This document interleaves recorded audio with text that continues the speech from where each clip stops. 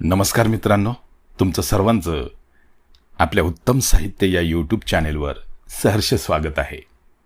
मित्रांनो, आज आपण उत्तम सदाकाळ यांनी लिहिलेली दारूबंदी ही कथा ऐकणार आहोत.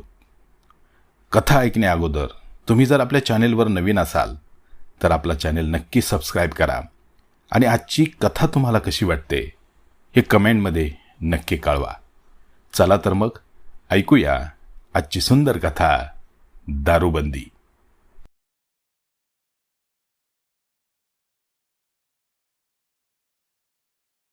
अवघडवाडीत ग्रामसभा मोठ्या दणक्यात चालली होती.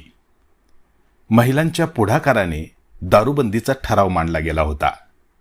ठरावाच्या विरोधात 4-5 हात वर झाले, पण त्यांना कोणी जुमानले नाही. अख्ख्या अवघडवाडीला शिव्या हसडत विरोध करणारे गुत्त्याच्या दिशेने झुलत झुलत गेले. पांडूच्या गुत्त्यावर दारूबंदीची चर्चा चखण्यासारखी दारूबरोबर चघळली जाऊ लागली.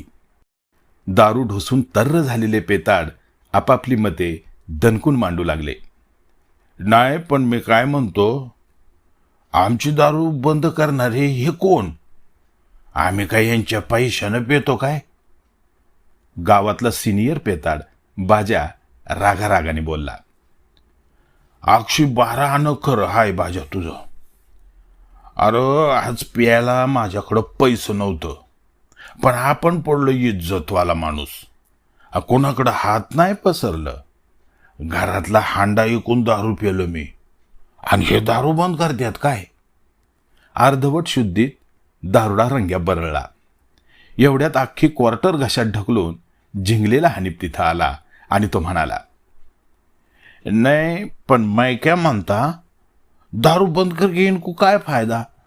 साला दारू के ऊपर पांडू दादा का घर चलता है. अपने खाके वाले मामा का खिस्सा गर्म होता है. इतनाच नहीं भाऊ, दारू पे सरकार कर लेता, उसका फायदा देश को होता है ना. मग दारू बंद करके अपन इस देश का तोटा काय को करने का? ये गाव वाले को समजता नहीं क्या? हनप्याचं बोलणं ऐकून बाजा पुढं म्हणाला, हनप्या, तेरा खरा आहे बाबा. हे गावकरी उद्या आपलं हागणं मुतणं सुद्धा बंद करतील, तर या जुलमी ठरावाला विरोध करायला पाहिजे. बाजाचा हा विचार तिथं जमलेल्या अखिल तर्र कंपनीला पक्का पटला. तेवढ्यात गरम टाळक्याचा इटल्या हातबाया सावरतच बोलायला लागला. बाजा, अरे नुसता विरोध नाही चालायचा, ठोकून काढू एकेकाला. जायला आमची दारू बंद करतात काय? अरे दारू म्हणजे औषध आहे, औषध. पियलं म्हणजे चिंता काळजी कुठच्या कुठं गायब होती. त्या महिला मंडळाला म्हणावं, अगोदर तुमची मशेरी बंद करा, त्याने कॅन्सर होतोय. त्याच्यात असणाऱ्या त्या म्हाताऱ्या मंडळींना म्हणा, तुमची तंबाखू बंद करा, तिने बी कॅन्सर होतोय. चहा बंद करा, त्यानं मधुमेह होतोय. पण ते नाही जमायचं त्यांना, आणि दारू बंद कराया तो जगण्यापुढं पुढं नाचत होता काय? त्याला पांड्यानं हप्ता नसल दिला. त्याच्या डोळ्यापुढं नुसती हिरवी पत्ती धरा, दारूबंदीचा ठराव टराटरा फाडील तो. इटल्याने मनातली मळमळ ओकून टाकली. अरे इटल्या, हा नमारी आपल्या आवाक्या बायाचा विषय बाबा. थोडी टाकल्यावर आपल्याला उभं तरी राहता येतंय का? तेव्हा आता जिथं गरम सभा झाली ना, तिथंच रविवारी आपण आपली सभा घेऊ आणि दारूबंदीचा ठराव मोडून काढू. गावातल्या समध्या पेताड कंपनीला सभेला यायला सांगा. आता समध्यांनी एक व्हायची गरज आहे. म्हाताऱ्या रघुबाबाने बोळक्या तोंडात तिखट शेवेचा बकाना भरत आपला पोक्त विचार मांडला. गुत्त्यात जमलेल्या अवघ्या सोराप्रेमींनी मग रघुबाबाच्या म्हणण्याला संमती दिली आणि रविवारी सभेला यायचे कबूल केले. रविवार उजाडला आणि दारूबंदी ठराव रद्द करा, आमची दारू आम्हाला द्या, अशा घोषणा देत पिणाऱ्यांनी रविवारी अवघडवाडी अक्षरशः दणानून सोडली.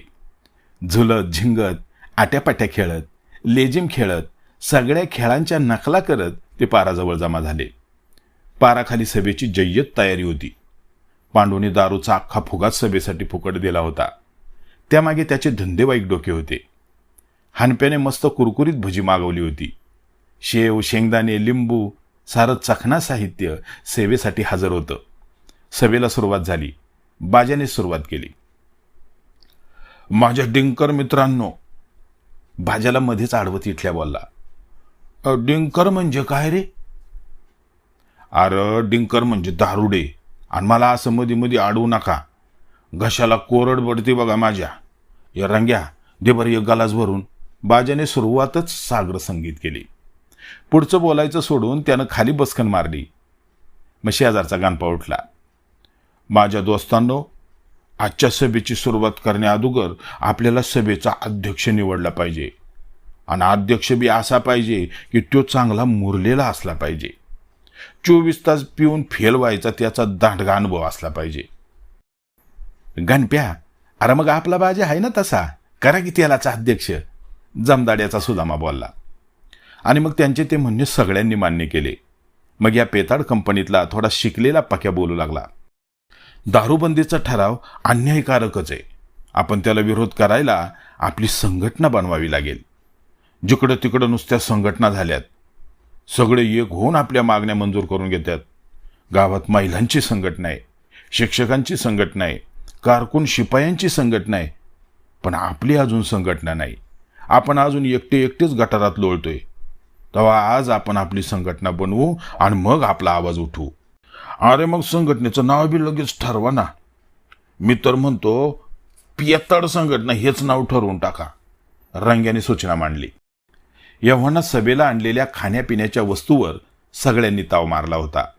जो तो आपल्याच नादात होता आणि अशा धुंदीतच संघटनेची स्थापना आणि नाव मंजूर झाले.